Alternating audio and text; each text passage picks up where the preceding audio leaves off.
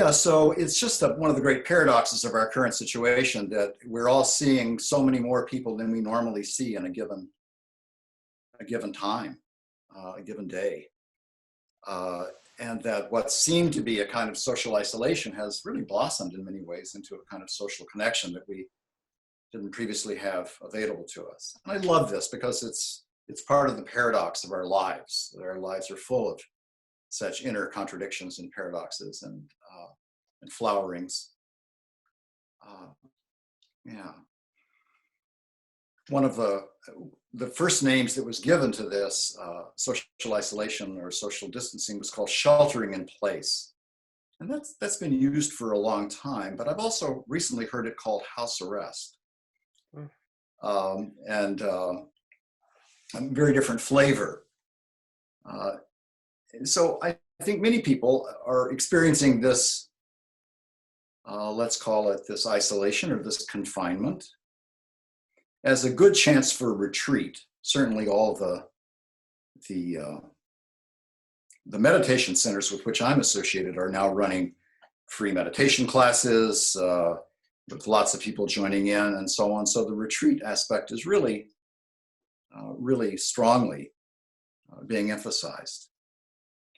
And maybe many of us are availing ourselves of that opportunity too.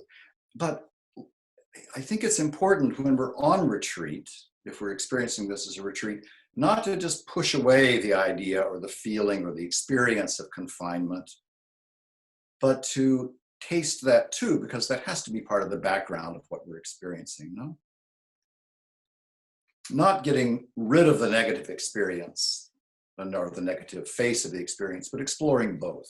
That's partly what the class is going to be about today, seeing not just the other side of things, but seeing how one thing becomes another, how experience is transformed from within. And when we think of things that way, we're right on the home turf of sensing. Sensing is really so deeply about meeting the utterly ordinary and finding within it something extraordinary, something deeper than we had realized. How the utterly ordinary becomes something that we want to explore in depth. And so we'll approach that today. And I'd like to start, glad Penny is here, because I want to start with something that Penny begins many of her classes with. So if you've worked with her, you've done this before, and wonderful to revisit it. But I'd like you to sit so that you can have your hands on your knees or your thighs, not on the keyboard, just resting on your legs. And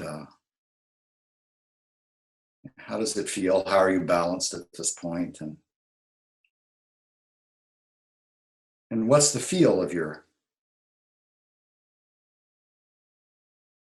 hands and your knees or your thighs?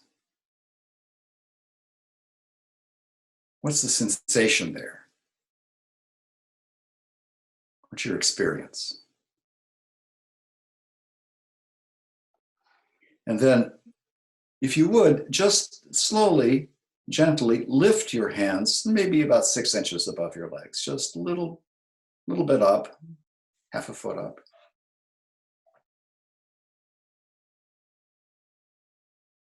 What's the experience of the palms now, for example? Is there some change? Is it the same?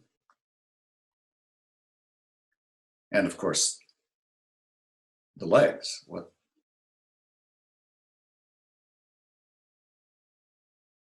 going on there?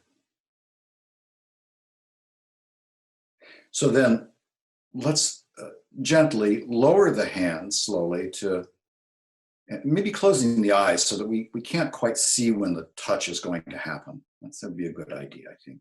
We can close our eyes and lower our hands toward our legs slowly, slowly, so that it will be a little surprise when they come in contact.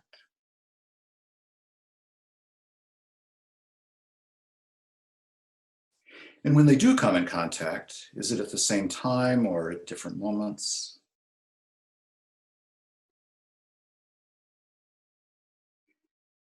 And as you let your hands come to rest on your legs,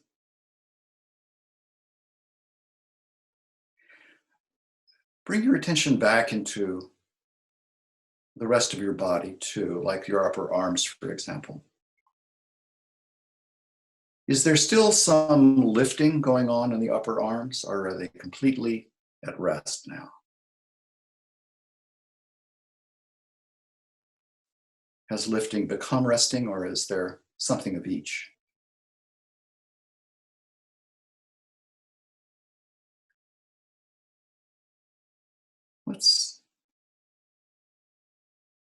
Let's try that once again, please. Just again, raising the hands and being attentive to what happens as we do, of course.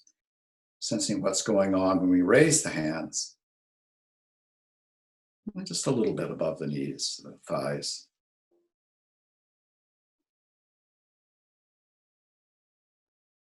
Is this all lifting now, or is there some resting involved here too?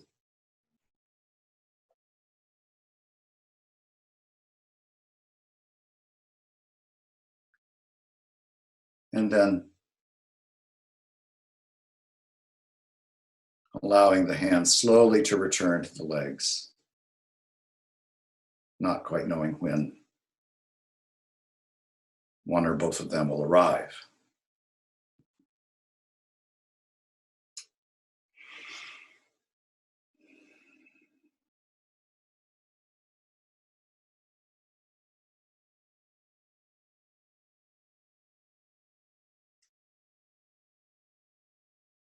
Yeah, so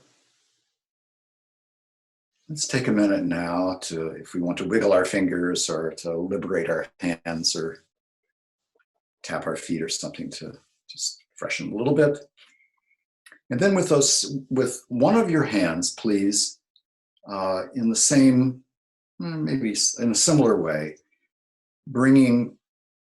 starting about 6 or 8 inches out in front of your forehead with one hand, the palm and the fingers, bringing the palm and the fingers toward your foot very slowly, please. Please don't rush, just little by little. Again, with the eyes closed, if that's possible for you, so that it may be a little surprise when you actually do arrive.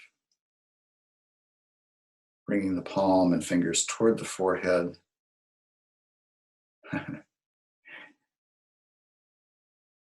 Maybe feeling a little warmth beforehand, maybe touching an eyebrow or a hair before you've come in contact with the flesh, but eventually the hand, the fingers, the palm fully meet the forehead.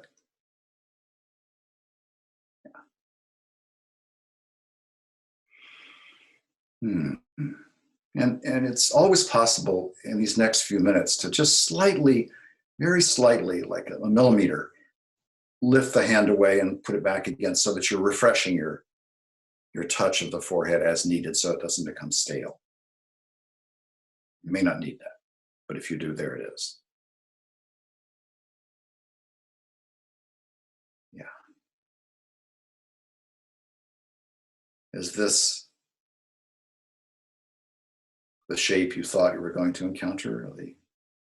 Is it wider or narrower or just the right size? Same size as you thought?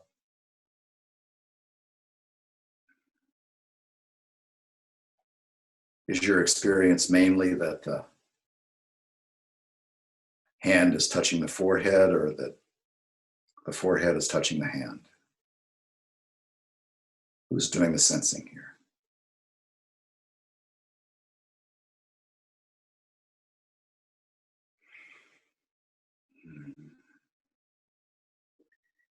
And just to rest a little bit, let's take the hand away. But before we do, just please notice the experience of the hand or the forehead as you leave. Not so much of the arm, but let's focus on the hand and the forehead for a moment, and go ahead and bring our hand away and let it come to rest on our leg.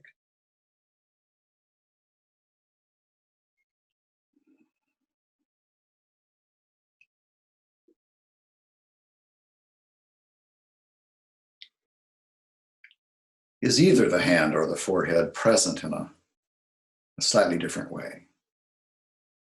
Or is it reaffirmed in its being as it is? How is it for you?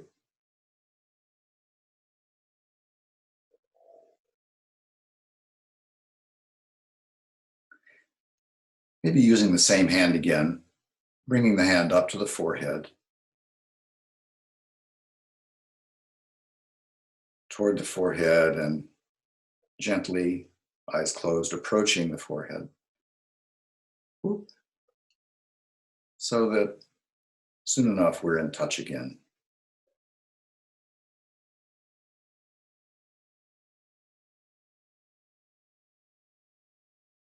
Is there any resting here, or is it all lifting?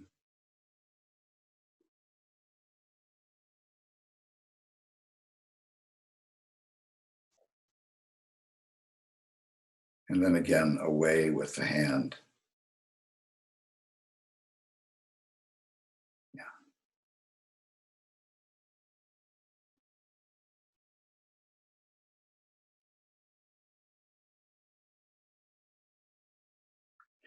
With the other hand, would you please, I'll say a minute about where I'm aiming for here. I hope you'll aim for.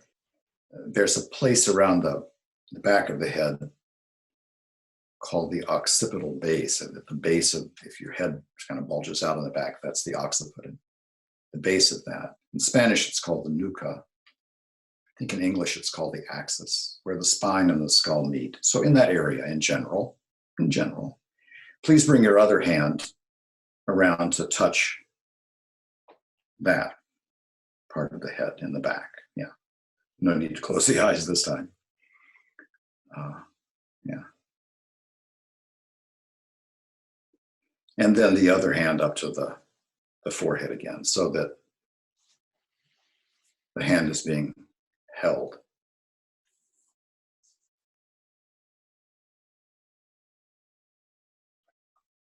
Supported, restricted, held.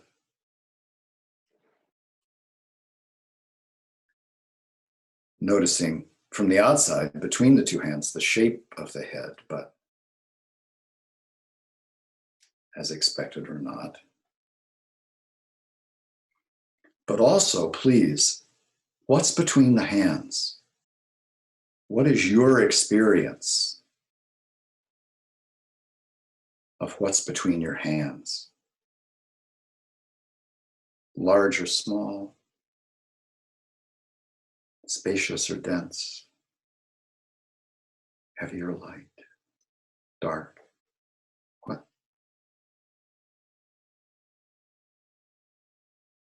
How is it between your hands there?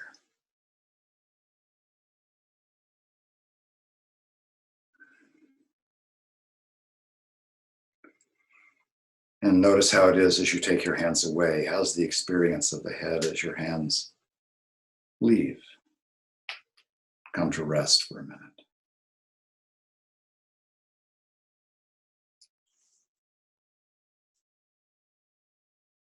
Yeah.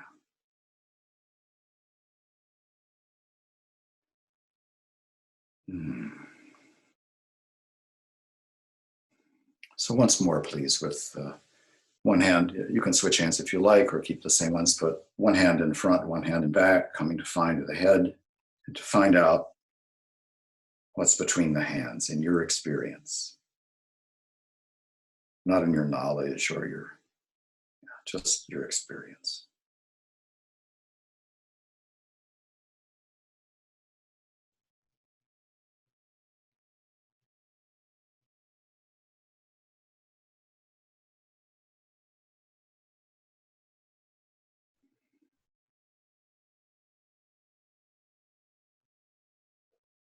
And again, letting the hands come away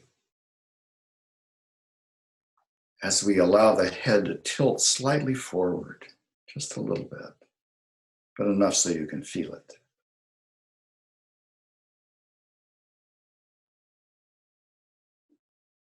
And back up to where it was.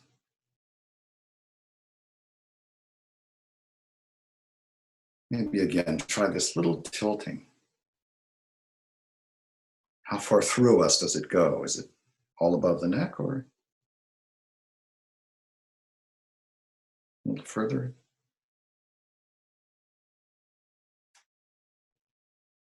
And then back up.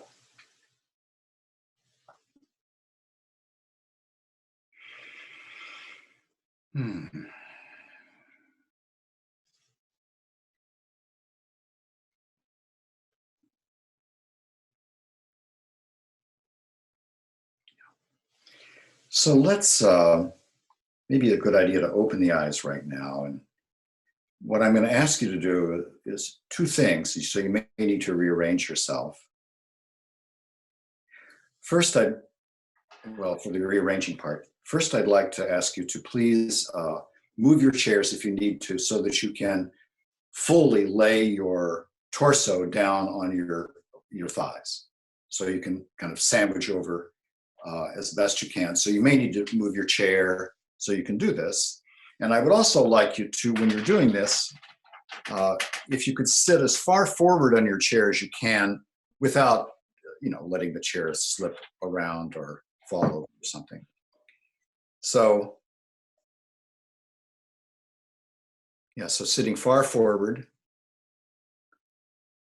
on the sort of the forward edge of the chair, maybe rocking back and forth a little bit to get the feeling of what we often call our sit bones, or as I learned early on in medicine, we would call these our ischial tuberosities. So kind of a high-class name for sit bones. If you can feel those so that you're balanced on them, so that if you were to stick your belly button out a little bit, we would call this the 3-year-old position, showing off her belly button. Then you're tilting your pelvis forward on the sit bones. And if you were to move the top of your pelvis backwards, so the navel goes way back in there, this is what we call the American slump. And it's an alternative position to the 3-year-old position. But if we come back again toward the 3-year-old position, but then just kind of find our balance between those two, we can perhaps find an easy uprightness where the body really supports itself nicely. The torso is upright and with ease. And here, look, there are our legs out in front of us. And so I'll invite you now to the degree that it's possible, we're all differently limbered, but to the degree that it's possible to go ahead and lie your torso down on your thighs, just leaning forward until that happens or approaches happening.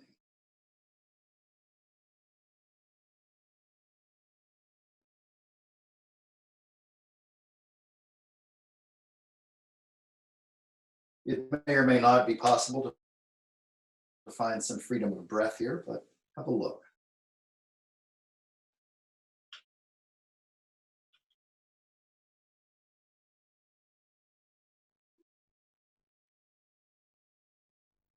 And then please allow yourself to come back to sitting. So that you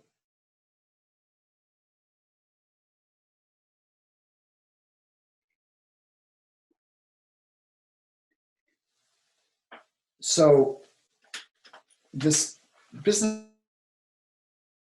is about coming to sitting rather than sitting up. So important in our work. The same is true of coming to standing rather than standing up, which often jerks us about. So since we're going to be coming to do some work while standing, I'd like to take a few minutes to see if we can come to standing in perhaps a fresh way. We just felt what it was like to have our torso lying on our knees. So we slowly went down. What if we were to move a little more quickly and allow don't do it yet, please. So allow our torso to fall forward, head going downward. And at some point when we do this, our bottom will leave the chair, I'll bet. And if that happens, then we're on our way to standing and we can go ahead and unfold and stand up. So let's see how that works for us. So I invite you to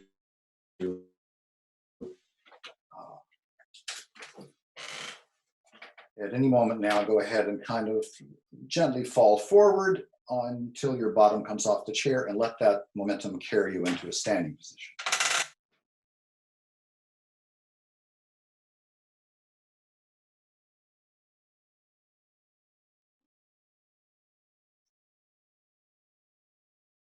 Yeah, and then how is standing now that we found it?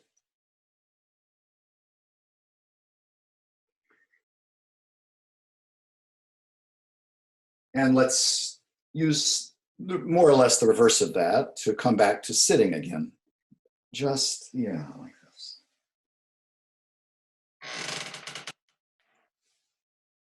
So now you have the general idea that I'd like to explore.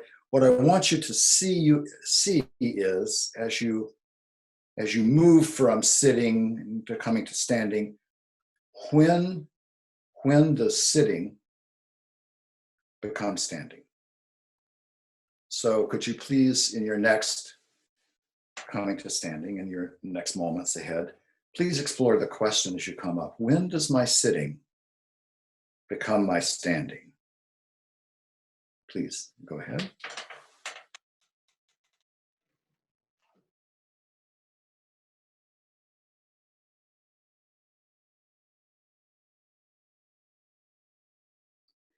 And as I'm standing, is there any sitting left in the standing? Is there any sitting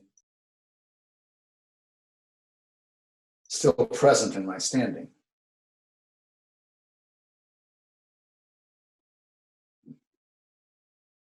And then, how about coming back to sitting again with the question, when does my standing become sitting? Exactly.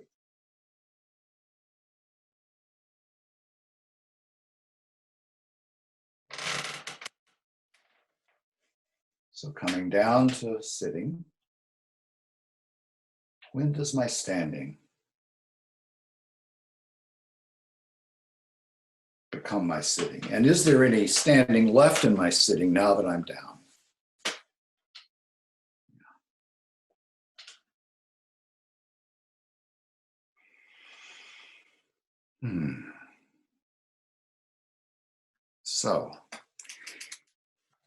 So in a moment, I'm going to ask you to stand again, hopefully with the same kind of alertness. And we're going to move either to a door,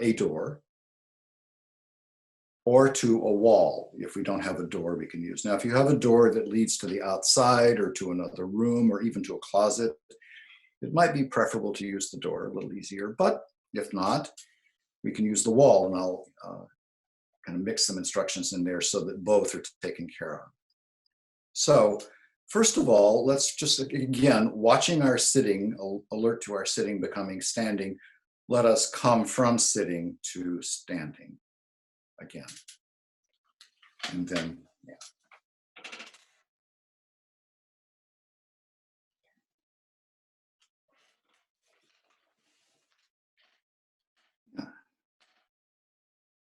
And then find our way to the door or the wall.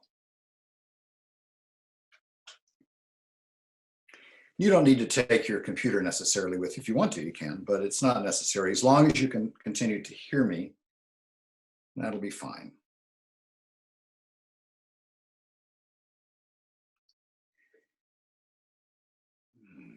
Everybody there?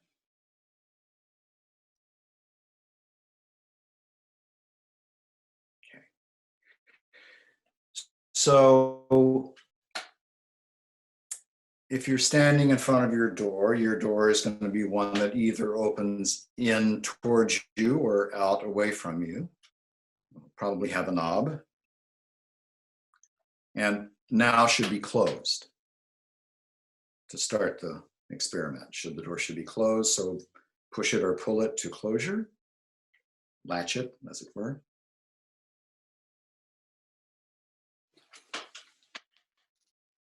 And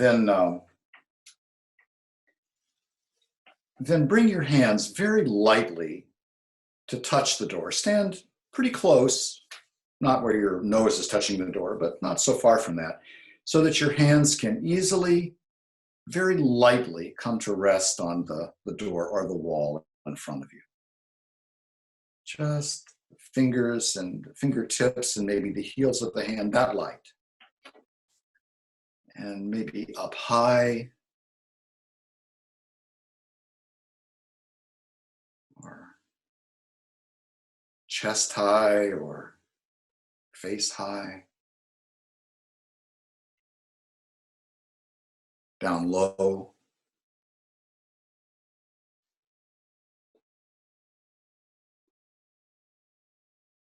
So getting a sense of the feel of the door as you two are in a kind of tentative relationship now, one standing near the other.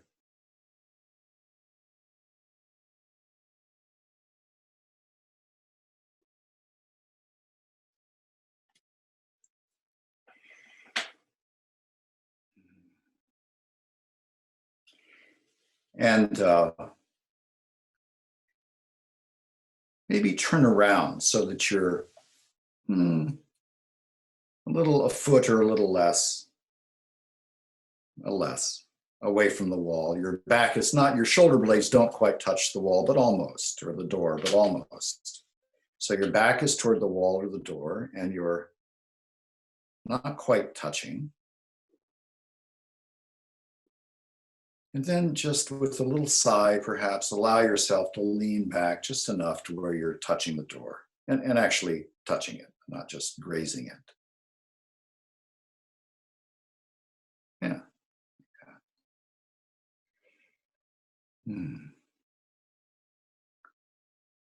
Even with this light touch, is it the case that you're receiving some support from the door, or is it just a touching?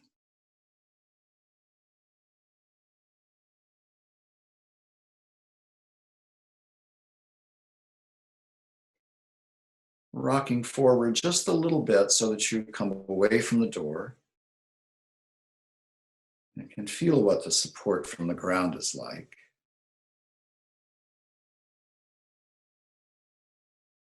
And now leaning back again, just easily, so that you're receiving the touch and maybe the support of the wall or the door.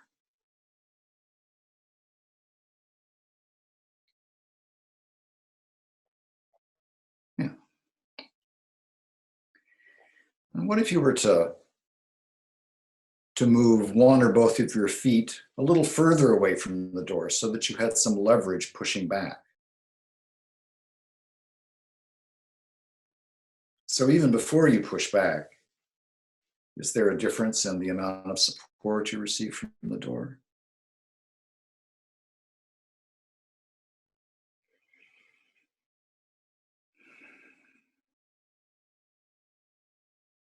Is it impeding you? Is it supporting you? Is it just there? And now, putting a little strength into your legs, push back with your back against the door, please. pushing with some strength.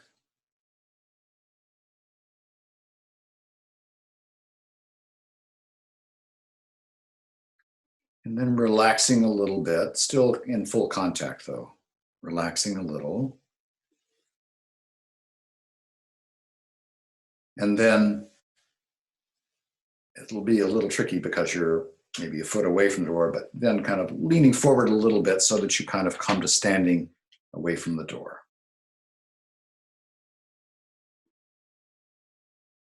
How is standing now, in fact?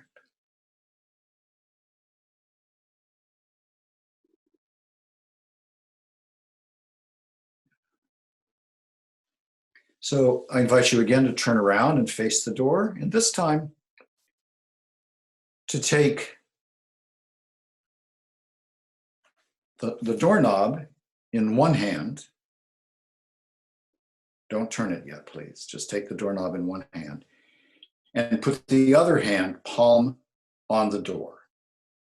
Now, if you're at a wall rather than the door, I ask you just to put the one hand on the wall and let the other hand rest by your side for the moment, just hanging down. So with your hand on the doorknob, if you're at a door,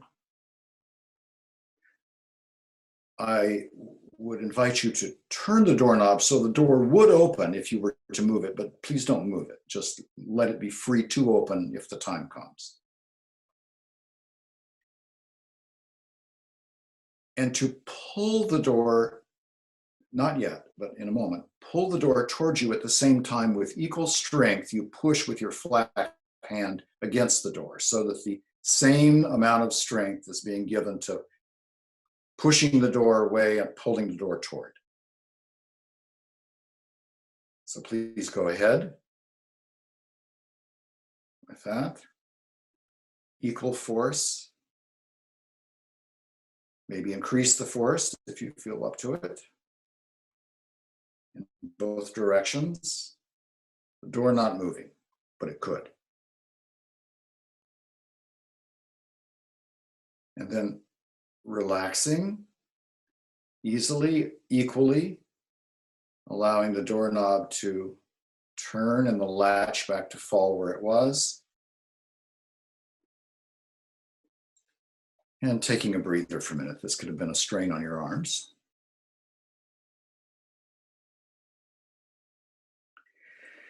We're going to do this again.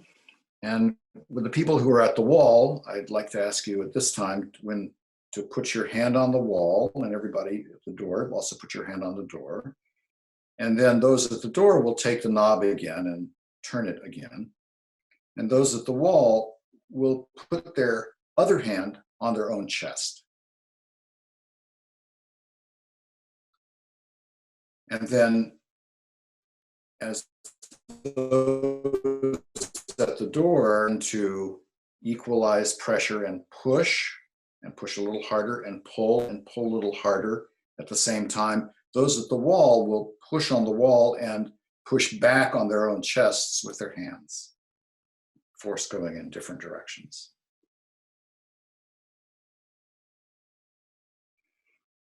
And a little harder, please, if you could. And then without removing your hands from their current positions, let the strength flow out of them. So you're just touching the doorknob and you're just touching the wall. You're just touching the door, touching your chest. And the doorknob is still turned so you could open the door, which I invite you now to do, please. Please open the door just a crack so you can see through the door into the other room. And if you're at a wall, please move to a window where you can, maybe just with one eye, peek out of the window. See what's there. Just a little. How is it to look into the other space? the other room, the outdoors, the closet even, maybe. And then to close the door again, to move away from the window, just step aside a little so that we're facing the wall or the door once more.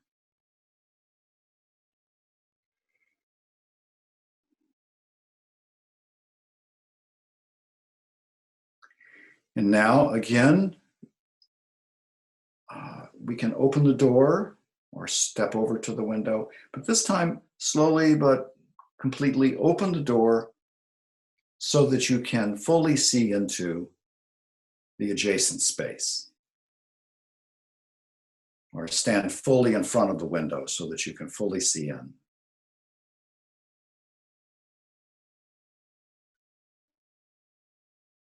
See out. And those in front of the door, I'm going to invite you to walk into the other room.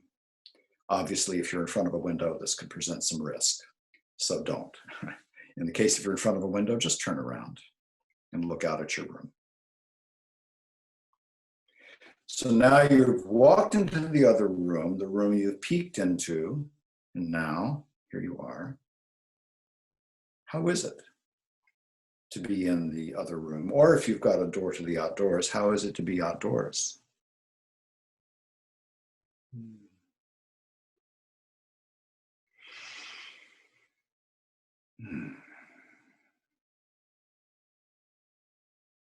Is there any change in your standing or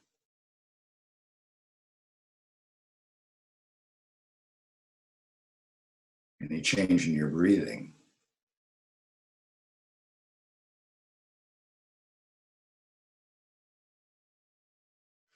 Or are you still holding the pushing that you were doing before, or has that completely gone away?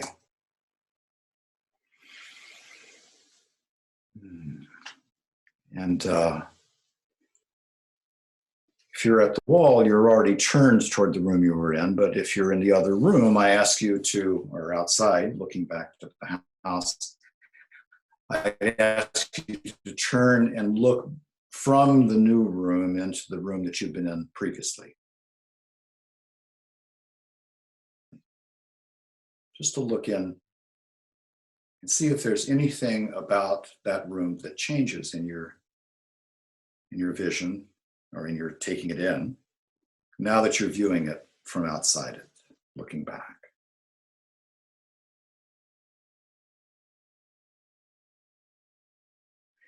And then let us please return to the room we started working in.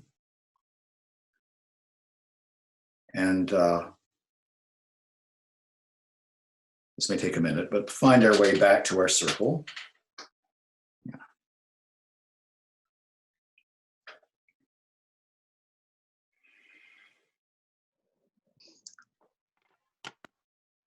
And whether this feels tender and holding, or whether this feels a little tight and constricting,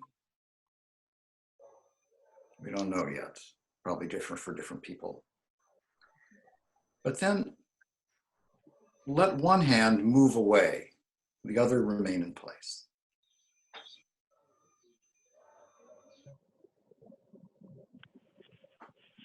And then as a way of saying goodbye, let's leave that hand right where it is and just turn the head to look in a different direction so that the head quite naturally leaves the hand and looks out on what comes next for today. Where are we going next? And where have we been? Thank you very much for your careful attention and for your rich feedback. I appreciate you all being here. Thank you so much.